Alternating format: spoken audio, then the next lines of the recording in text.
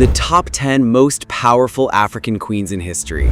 From warrior women to divine rulers, these ladies didn't come to play. Bow down, history's got a new cast. Forget everything Hollywood told you about queens being just dainty damsels in diamond tiaras, sipping wine and waiting for a man to fix their kingdoms. In Africa, the queens were the fix. From building empires, breaking bones, slapping colonizers back to Europe, and rewriting the rules of power and politics, African queens have run things in ways that would make Game of Thrones look like a school play. So buckle up, grab your crown, or at least a snack, and let's count down the top 10 most powerful African queens in history, from number 10 to number 1. These women weren't just queens, they were legends. 10. Queen Ranavalona I of Madagascar, 1778 to 1861. You want my island? Come try. I dare you. Ranavalona I was basically Madagascar's final boss. When Europeans tried to poke their noses into her island paradise, she kicked them out and locked the door. This queen ruled with an iron fist, and maybe an iron crown too. Her reign was fierce and controversial. She resisted French and British influence with a stubbornness that could break granite, and she kept Madagascar independent for decades. Yes, her policies were harsh. Yes, her isolationism came with casualties, but make no mistake, Ranavalona wasn't here to be liked. She was here to preserve her land, her people, and her throne at all costs. 9.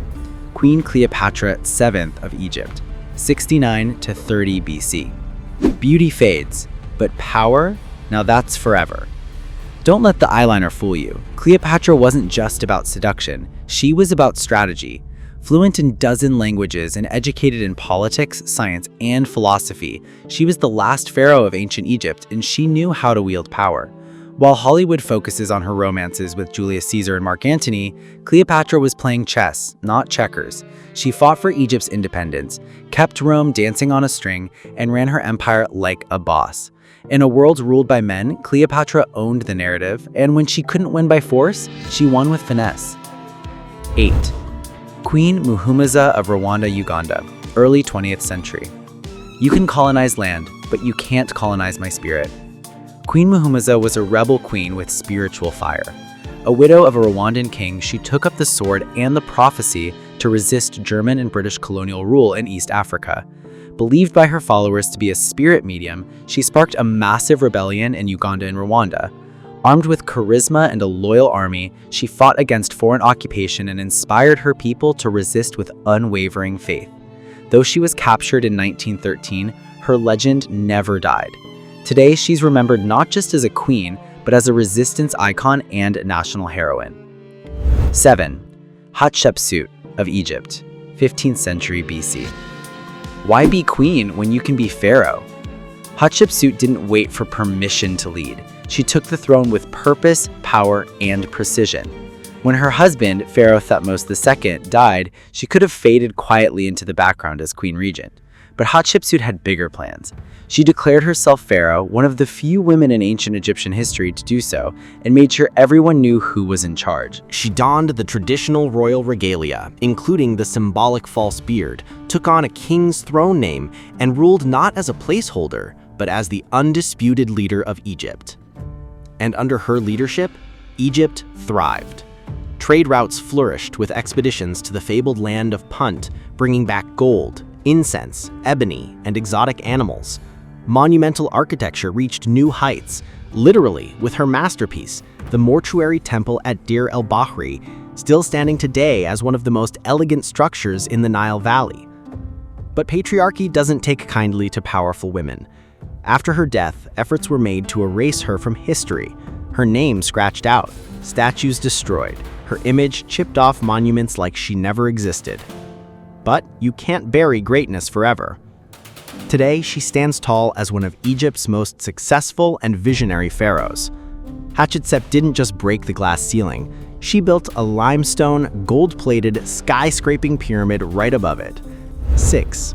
Kandake Amini of Kush, 1st century BC. Rome who? Not on my watch. Amini was the original anti-colonial warrior queen. When the mighty Roman Empire came swaggering into Nubia, modern-day Sudan, Flexing its imperial muscles and eyeing new territory, Amenemhes didn't flinch.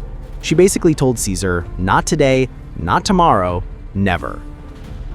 After the death of her husband, Amenemhes took command and led her army into battle against Rome's forces, one-eyed but fully focused. She wasn't just defending her land, she was defending her people's pride, culture, and independence.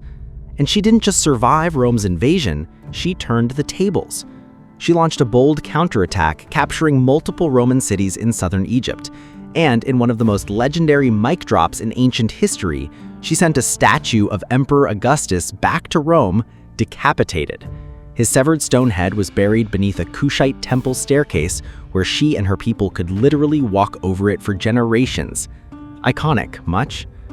Though Rome was wealthier and more technologically advanced, Amenemhes had something far stronger: strategy, determination, and unshakable resistance.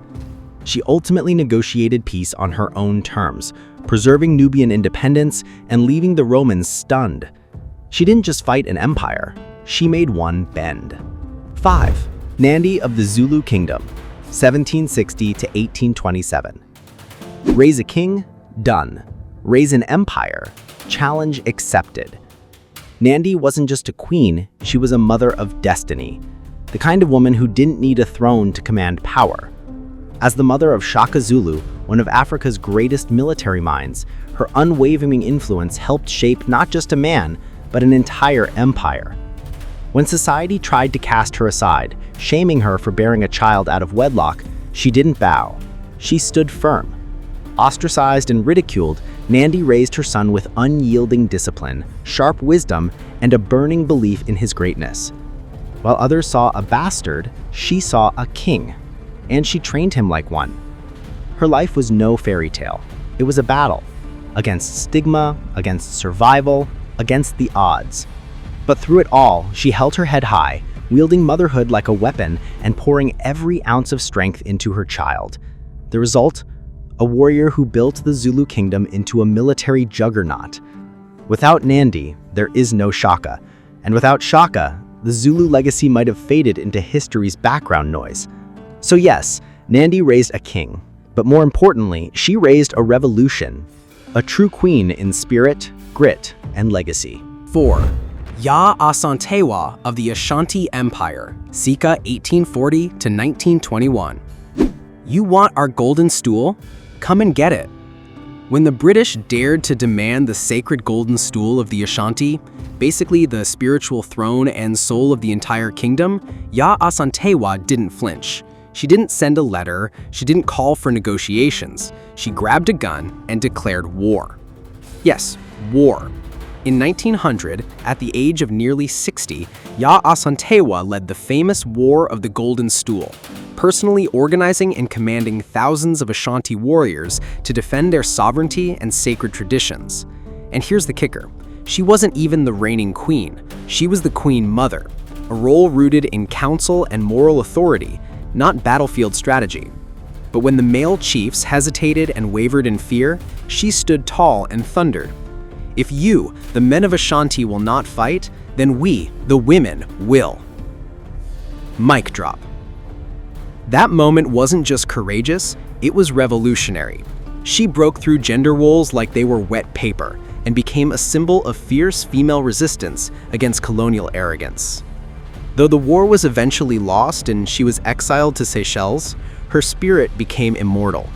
To this day, her name is spoken with pride in Ghana and across the diaspora. Statues, schools, and songs bear her legacy. That's spine, sass, and strength, all wrapped in one unforgettable queen mother. 3. Nefertiti of Egypt, 14th century BC. Worship one god, rule one nation, wear one legendary crown. Nefertiti, the queen whose very name means the beautiful one has come, wasn't just a pretty face. She was a political powerhouse, a religious revolutionary, and a symbol of enduring mystique. Alongside her husband, Pharaoh Akhenaten, she co-led one of the boldest shifts in ancient Egyptian history, promoting the worship of a single deity, the sun disk Aten, in a move that rattled centuries of traditional polytheism. But Nefertiti's role went far beyond spiritual reform. Depictions from the time show her in positions of power rarely afforded to women, smiting enemies, wearing the pharaoh's crown, and standing shoulder to shoulder with her king. She wasn't just queen consort, she was queen co-ruler. And after Akhenaten's mysterious death, many scholars believe Nefertiti didn't fade into the background. Instead, she may have ruled Egypt in her own right, possibly under the name Nefer-Nefru-Aten, making her one of the few women in ancient history to wield absolute power as pharaoh. Her stunning limestone bust, discovered in 1912, is still one of the most iconic images of feminine grace and strength ever unearthed. But behind those delicate features was a woman of fierce intelligence, unshakable will, and visionary leadership. Nefertiti's beauty may be eternal, but her legacy was far more profound. 2. Makeda, the Queen of Sheba, 9th century BC. I came, I saw Solomon, and I conquered the history books. Queen Makeda wasn't content being local royalty. She had global ambitions and the confidence to match. As the legendary Queen of Sheba, believed to hail from present-day Ethiopia or Yemen, Makeda packed up her entourage, her treasures, and her sharp mind for a journey across the desert to meet the famously wise King Solomon of Israel. What followed was more than just a royal visit. It was part political summit, part ancient situationship, and part intellectual showdown. She didn't come to flirt, she came to test his wisdom with riddles. But somewhere between clever banter and candlelit conversations, something deeper sparked. According to Ethiopian tradition, she returned home with more than trade deals. She came back carrying Solomon's child. That child, Menelik I, would go on to found the Solomonic dynasty, a bloodline that ruled Ethiopia for nearly 3,000 years and claimed direct descent from both African and biblical royalty. Now that's generational wealth, divine alliance, and queen-level strategy. Makeda wasn't just a queen. She was a bridge between empires, the mother of kings, and the living embodiment of power, intellect, and legacy on a scale that still echoes through Ethiopian identity today. Royalty? She defined it. Number 1. Amina of Zaria, 16th century. I built walls, conquered kingdoms, and left men trembling. Bow to your queen. At number 1, the queen who put the war in warrior, Amina of Zaria. Born in the 16th century in what is now northern Nigeria, Queen Amina wasn't just a ruler, she was a legend in motion. From an early age, she trained with warriors and studied the art of strategy like it was second nature. By the time she ascended the throne, she didn't just inherit a kingdom, she transformed it. Amina led fierce cavalry campaigns across vast stretches of West Africa, expanding Zaza's territory farther than any ruler before her. And she didn't stop there. She fortified her conquests with massive defensive walls, some of which still stand today, whispering her legacy through the desert winds. Her reign wasn't about luxury or lounging in royal courts. It was about domination, vision, and sheer brilliance. She broke gender roles with the crack of a horsewhip, turned Zaza into a military and economic powerhouse, and did it all in an age when women were expected to remain silent and unseen. Even today, Nigerians still say, a woman as capable as Amina will never be born again. She didn't just rule her kingdom, she redefined what it meant to be a queen. Long live Queen Amina. Unmatched, unapologetic, unforgettable. Crowns up history. There you have it. 10 African queens who weren't just royalty, but revolutions in heels or sandals. They ruled vast empires, resisted colonizers, led armies, built monuments, shaped religions, and raised legends. Their stories aren't just history, they're inspiration. So the next time someone says queens just sit around and wave politely, show them this list and tell them to put some respect on Africa's crown. Long live the queens.